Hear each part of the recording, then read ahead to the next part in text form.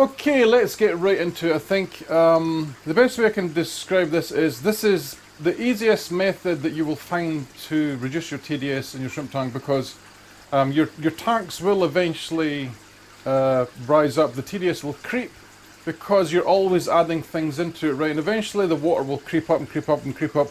And the way I used to do it was to dilute my TDS and my water over here, right? What I used to do is I used to try and make the TDS in the water much lower than in the tank, and I used to run into problems doing that, right? And then one day I discovered, by accident by the way, that if you put pure RO water into a tank, it doesn't affect the shrimp at all. Okay, and I know this for sure because I've actually done it in this tank and this tank, and I did it with a lot of water, and the TDS drop was massive. Okay, to give you an idea how big the TDS drop was, this tank here holds about 60 litres of pure RO water, which is, this stuff will be like 3 parts per million TDS. This tank over here, at the time when I did the water change, would have been about 150 parts per million. And I put that cable in there, pumping water straight into the tank, and I put the whole lot into the tank by accident. I forgot I was doing a water change, right? So I was expecting the worst over the next couple of days. I was assuming that we were going to see dead shrimp, and you guess what, guys? Not a single thing happened, nothing at all. And I thought, that cannot be coincidence. Why is it sometimes when I do water changes in other tanks I have shrimp dying, but when I did it with this, with pure RO water, nothing happened, right? So I took a little bit of a risk, and I did it again. I repeated the experiment with this tank down here. Same thing again. I put the water in, let it flush this entire vat of water here, 60 litres into this, and the TDS drop was massive. It dropped down to something like 80 parts per million. And guess what again, guys? Nothing happened to the shrimp. Right, so I'm not sure if it's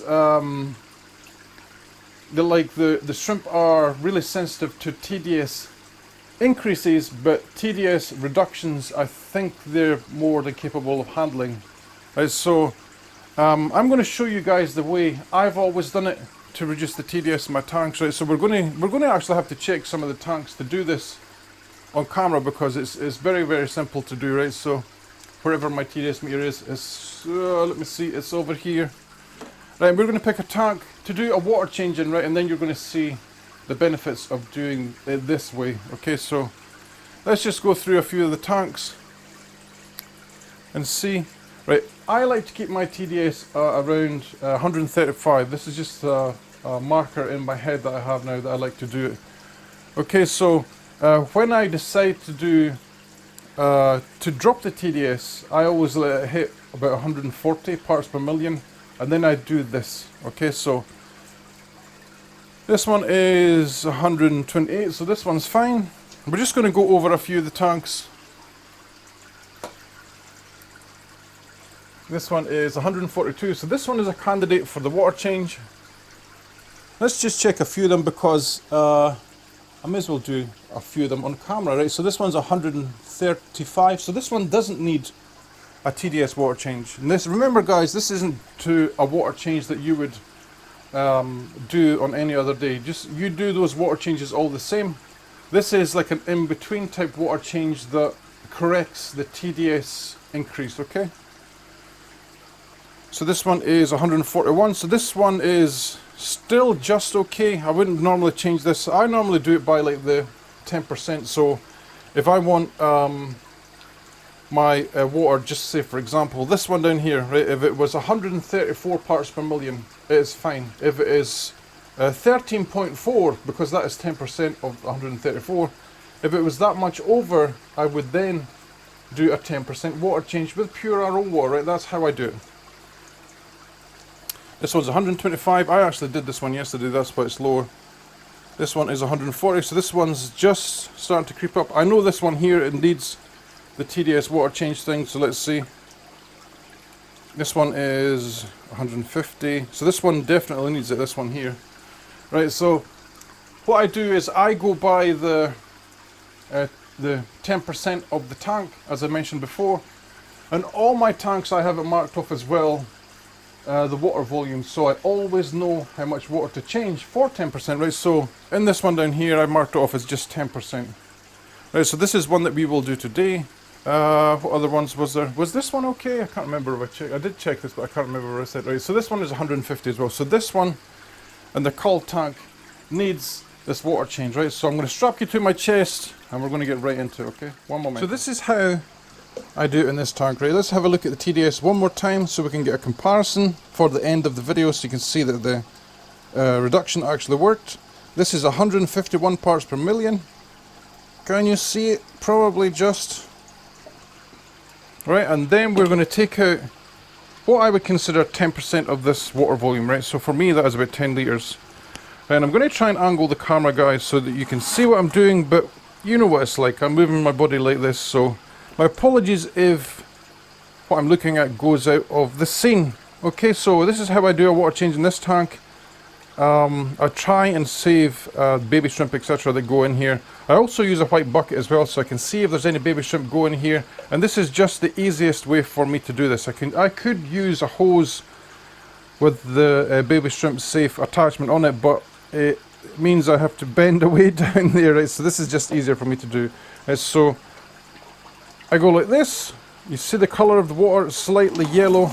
And that is something I should have mentioned as well, guys. The only thing I add to my top-up water or my TDS dropper water is tannins, right? So that is something I have to remember to do in this video. So that is 3, 4, and it's a good idea just to check the net every so often. 5, I also check with my eyes in the bottom of the bucket. 6,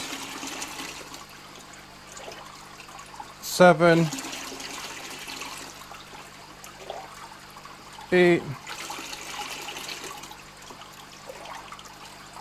9, 10. Even though I've counted 10, it's not quite 10 litres in the bucket, so I'm going to do another 2. 11, 12, right?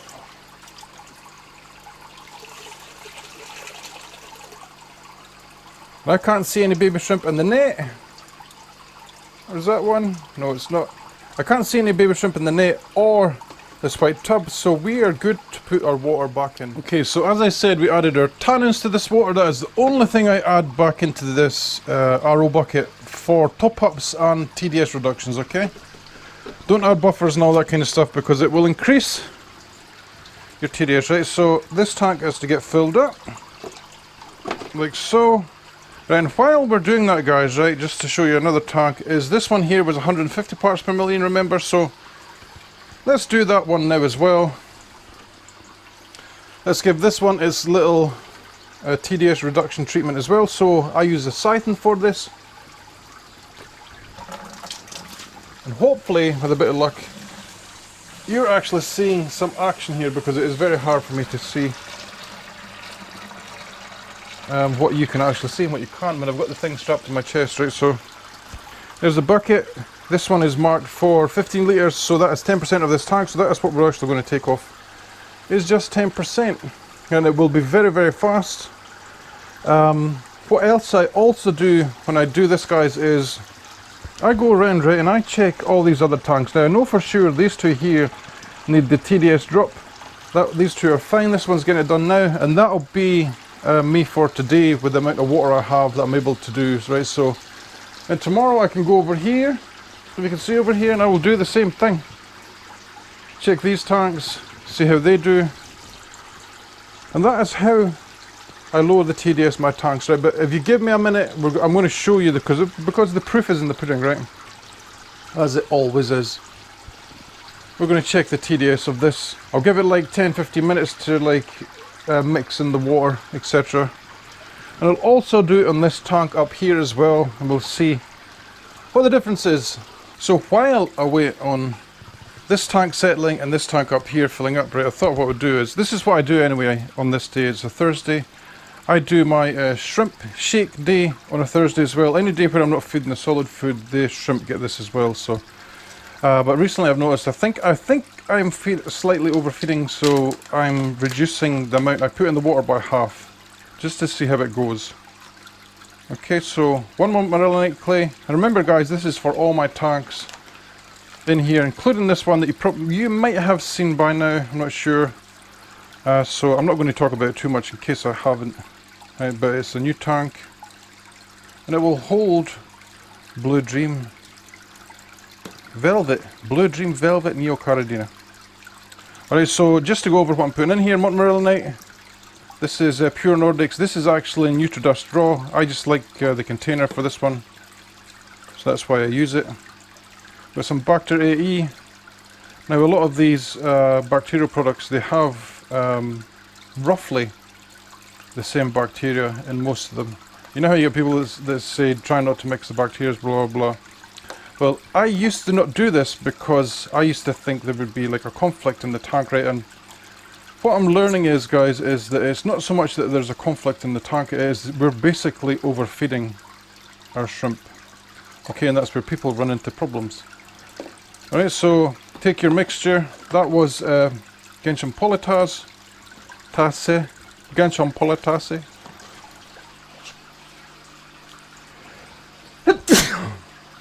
Bless me. Right, and then we're going to mix up our mixture. And I vary my mixture a little bit every day, so it's not just the same thing as well. Alright, because my new one, I have my own mixture here that I didn't even put in there. Called Biomix. This is getting a slight revamp where it will have actual strains of bacteria in it. Different strains of bacteria in it. Just now it only has one, but it's a very common one. The next one will be specific to Caridina species, so look out for that. It will say on the label when it's done anyway as well. So let's go over the tanks. They're all doing really well. Let's go. Right, so I often miss this one here, so that's going to be first. Let's get some food into here. Some food into here. There's 7 new blue bolts put into there last week.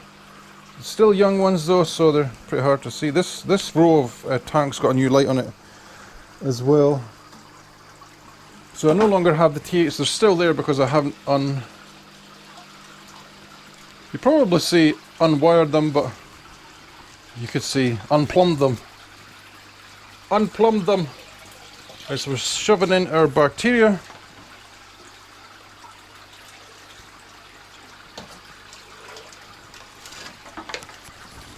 And these two here are due for TDS changes, but that will be tomorrow, right? So they can still have some of this beautiful food. Get it in here. Right, and monomarlinate clay does raise the TDS, but it's ever so low. You'd have to put a lot in the water for it to make any real difference, okay? Alright, so I reckon this tank has sat long enough for us to read the TDS to see what the TDS drop was, so I'll be back in a second once I find my TDS meter. TDS meter was in my pocket all that time. I'm like the worst person ever for memory. Right, so let's see what the TDS drop was. And I'll try and get it really close so you guys can see for yourself. 134, 135. So this one has dropped, what was it guys? It was 150. So that is almost the perfect TDS drop, and it's almost the perfect TDS for this tank as well. Because that is the TDS I like to have for my Caridina species. Even though there's other species of shrimp in here, this is the TDS that seems to work the absolute best for me. 135 parts per million. That is probably a 4 or 5 GH. I actually no longer measure GH in my tanks. I just feel like it would be something I would spend money on when I don't really have to, okay? So the next tank to do would be the one up here. But of course it is not anywhere near ready yet, right? So I'll come back in a second when this is done. Look at all the shrimp here in the front. Look at them. Okay, let's have a look at the numbers and see what actually happened, right? So we did 10% pure arrow water change with this one, and I also had enough water to do it in this tank down here as well, guys, right? So we're going to look at the numbers. Alright, because this one was 150 something, remember? Let's see, you're probably not going to see this because of that light behind there, but I will tell you the number. It is 126, which is fine. Remember guys, I said to you as well that I flushed these two tanks out with all that water and the number dropped a lot. As long as it's not like 100% of the tank water, I think it's fine to do this. Look at these shrimp here. For some reason they're all balling over this little bit of algae. Okay, so let's check the bottom tank as well. I'll turn it on. What does it say? What does it say? You might be able to see this one actually. This one is 119. Right, so that is quite a drop as well. And these shrimp will be fine with a drop like that, right? And this is how I get around TDS creep. Let me show you this one, because this is one I will do tomorrow as an example of how high this one has become. This one is 171, which for me is a little bit too high, right? So I will do the same process again on these tanks. I think this one over here, this one's fine, because I checked already. This one's 143, right? So this one needs to be done. This is the one that we done at the very start. Remember, it was 150 parts per million. Okay guys, so hopefully that was of some use to you. I want you to let me know in the comment section below how you do your, how do you lower your TDS basically in your tanks, if you do something similar or if you do a different way from me. I want to thank you all for watching, and I'll catch you in the next one. Happy shrimp keeping guys.